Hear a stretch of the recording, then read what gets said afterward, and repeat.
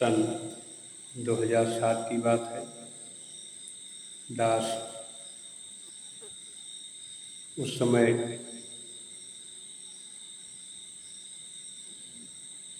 बम्बई में था, तो दास के साथ एक मित्र भी ड्यूटी करते थे। तो मित्र जी हमारे आसाराम बापू जी के भक्त थे और ऋषि प्रसाद पत्रिका बांटने का काम करते थे। तो दास को भी उनसे पत्रिका मिल जाती थी और पढ़ने में बहुत ही आनंद आता था, क्योंकि पूरी पत्रिका में सिर्फ आत्म साक्षात्कार की ही चर्चा रहती थी कि मैं कौन हूँ, मेरा कौन है, जगत क्या है, परमात्मा क्या है, नित्य क्या है, अनित्य क्या है। और दास बड़ी ही तन्मयता के साथ ऋषि प्रसाद पत्रिका को पढ़ता था।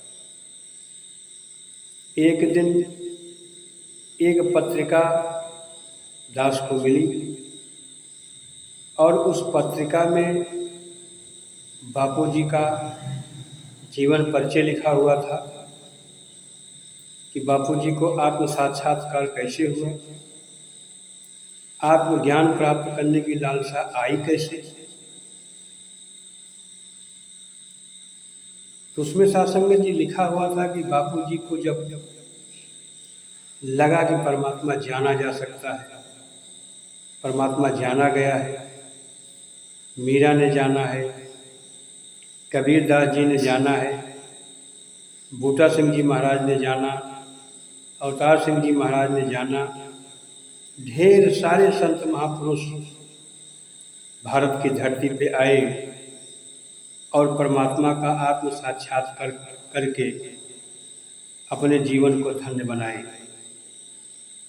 तो बापूजी के अंदर भी परमात्मा को देखने की लालसा जागृत हो गई, लेकिन जनाने वाला उनको नहीं मिल पा रहा था।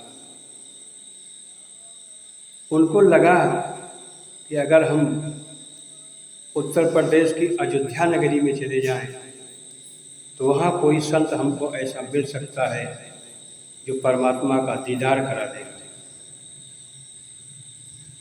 क्योंकि जिसके अंदर प्यास लग जाती है, वो जब तक प्यास को नहीं बुझा लेता है तब तक वो तड़पता रहता है। बापूजी सीधा अयोध्या पहुंच गए और कुछ लोगों से पूछा कि यहाँ पर पहुंचे हुए संत कौन है। तो लोगों ने 3 कुटिया की तरफ इशारा किया कि इस 3 कुटिया में बहुत ही पहुंचे हुए संत रहते हैं। महात्मा जी ने एक संत जी के पास में गए और संत जी से कहा, मुझे आत्म साक्षात्कार करना है, परमात्मा का दर्शन करना है, क्या आप परमात्मा का दर्शन करा सकते हैं।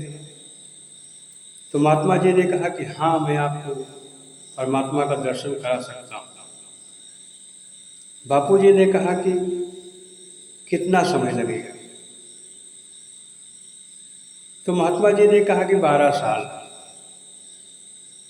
आपको आत्म साक्षात्कार करने में, परमात्मा का दर्शन करने में 12 साल लग जाएंगे। साथ संगत जी, बापू जी की समझ में बात नहीं आई। उन्होंने पूछा कि 12 साल कैसे लगेंगे। महात्मा जी ने कहा कि 4 साल जो मैं आपको मंत्र दूंगा, मुख से उसका जाप करना पड़ेगा।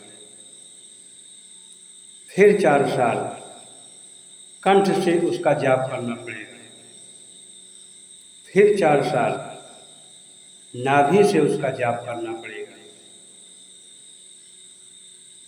और जब नाभि से आपका सुमिरन चलने लगेगा, आपका मंत्र चलने लगेगा, तो फिर आपकी कुंडलियाँ जागृत हो जाएंगी और तब आप परमात्मा का दर्शन कर पाएंगे। बापूजी के समझ में बात नहीं आई और वहाँ से वो सीधा निकल गए। निकलने के बाद सीधा वो पहुँचे संत लीला शाह जी के पास में, उनके चरणों में दंडवत प्रणाम किया और लीला शाह जी महाराज से कहा कि क्या आप मुझे परमात्मा का दर्शन करा सकते हैं। लीला शाह जी महाराज ने कहा, तुरंत, पलक झपकने में समय है लेकिन परमात्मा को जान लेने में समय नहीं है। साध संगत जी, बापूजी बहुत ही खुश हुए। उनको लगा कि जो हमारे अंदर प्यास लगी हुई है परमात्मा का दीदार करने की, वो समय अब एकदम नज़दीक आ गया है। और बापूजी ने समर्पित भाव से लीला शाह जी महाराज से कहा कि मुझे आप परमात्मा का दर्शन कराइए। और साध संगत जी, लीला शाह जी महाराज ने जब बापूजी को परमात्मा का दर्शन कराया तो कहते हैं कि कुछ मिनट के लिए बापूजी बेहोश हो गए। वो बेहोश इसलिए हो गए कि जहाँ से वो परमात्मा को पाने के लिए चले थे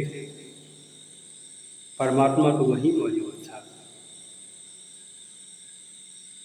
हर घट मेरा साइया सोनी सेज न कोय, और बलिहारी उस घट की जय घट पर घट कोय। उनको लगा कि जिस परमात्मा को आज लीला शाह जी महाराज ने दिखाया है इसे तो मैं बचपन से ही देख रहा था, लेकिन वास्तव में देखने की नज़र तो आज मुझे मिली हुई है। सत्य में जो वाणी रामायण में लिखी गई है कि बिन गुरु भवनित तरय न कोई, जो विरंच शंकर सम होई। चाहे जितना आप जप कर लो, चाहे जितना आप तप कर लो, चाहे जितना व्रत नियम संयम कर लो, चाहे जितनी शक्तियाँ प्राप्त कर लो, चाहे वो शक्तियाँ ब्रह्मा जी के समान हो जाएं, चाहे वो शक्तियाँ विष्णु जी के समान हो जाएं, चाहे वो शक्तियाँ शंकर जी के समान हो जाएं, लेकिन वास्तव में जब तक आपको सच्चा सद्गुरु नहीं मिलेगा तब तक आप परमात्मा का दीदार नहीं कर सकते हैं, इस रमे हुए राम को नहीं जान सकते हैं। और यही बात बापूजी के साथ है। रहते तो थे वो हर समय परमात्मा के साथ। जैसे कबीरदास जी ने लिखा है कि पानी में मीन पियासी, महे सुन सुन आवे हांसी। जिस तरह से मछली हर समय पानी के अंदर ही रहती है, उसी में उसका जन्म होता है, उसी में उसकी मृत्यु हो जाती है, उसी में वो सोती है, उसी में जागती है, उसी में उसकी सारी नित्य क्रिया होती है। लेकिन अगर उसे पानी का पता नहीं है, वो किसी से पूछे कि पानी कहाँ है, तो जो जानता है कि पानी किसे कहते हैं उसको सुनकर हंसी आएगी। उसी तरह से जो परमात्मा को जानता है कि परमात्मा हर समय हर जगह मौजूद है, परमात्मा नित्य है, सर्वत्र है, तो साध संगत जी अगर उसके सामने कोई कहता है कि मैं परमात्मा का दर्शन के लिए काशी जा रहा हूँ, काबा जा रहा हूँ, मदीना जा रहा हूँ, मक्का जा रहा हूँ, तो साध संगत जी उसे हंसी आएगी कि ये जहाँ खड़ा है यही परमात्मा है, लेकिन इसे नज़र नहीं आ रहा है। तो उसी तरह से बापूजी थे तो परमात्मा के ही अंदर, लेकिन जब तक उन्हें सच्चा सद्गुरु नहीं मिला तब तक वो परमात्मा को नहीं जान पाए।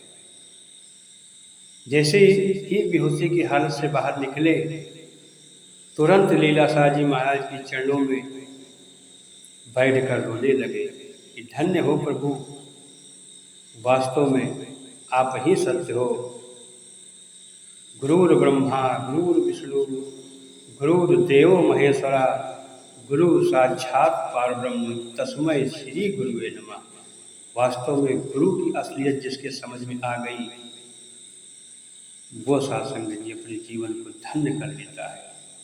जैसे मीरा जी ने गुरु का गुणगान गाया, जैसे कबीरदास जी ने गुरु का गुणगान गाया, अगर उसी तरह से हमें भी गुरु का गुणगान करना आ जाए तो वास्तव में हम ऐसे शरीर को पा चुके हैं जिस शरीर को पाने के लिए देवता भी तरसते हैं। सुर दुर्लभ सदग्रंथ ही गाओ, सुर को भी दुर्लभ है, क्योंकि मुक्त होने का अधिकारी वही है जो इंसान की शरीर में आ जाए। और इंसान के शरीर को पाकर के साधुसंगत जी अगर हम फिर इस माया में उलझ गए तो फिर कहते हैं कि अब की पासा जो फिरा फिर 84 जाए। फिर वही 84 लाख योनियाँ हमारे सामने पड़ी हुई हैं, फिर वही जन्म और मृत्यु का चक्कर हमारे सामने पड़ा हुआ है, फिर वही जन्म और मृत्यु की पीड़ा हमारे सामने है साधुसंगत जी। तो हमें अवसर मिला हुआ है भाव से पार हो जाने का। भाव का मतलब होता है 84 लाख योनियाँ। भाव से पार हो जाने का अवसर मिला है, स्वयं से स्वयं में समाहित हो जाने का अवसर मिला है। और साधुसंगत जी आज ये सद्गुरु ऐलान कर रहा है और इसकी आवाज़ को सुने हम, इसके चरणों में झुक जाएं, ये हमारे जीवन को धन्य बना देगा।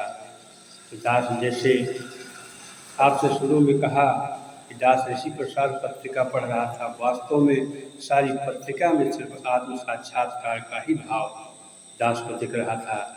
तो साधुसंगत जी बापू जी की वाणियों से दास को भी प्रेरणा मिली और दास भी सदगुरु के चरणों में स्वयं को समर्पित कर दिया। तो आओ साधुसंगत जी दास अधिक शब्दों का सहारा